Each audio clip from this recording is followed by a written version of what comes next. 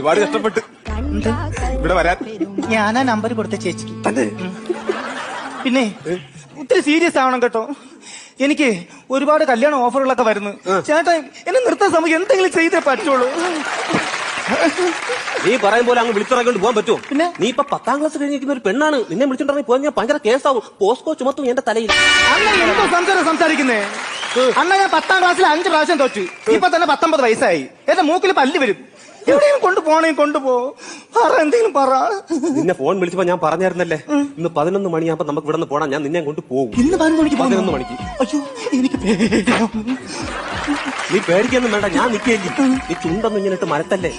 നീ സമാധാനപ്പെട്ട് ഞാൻ റെഡിയാക്കാം.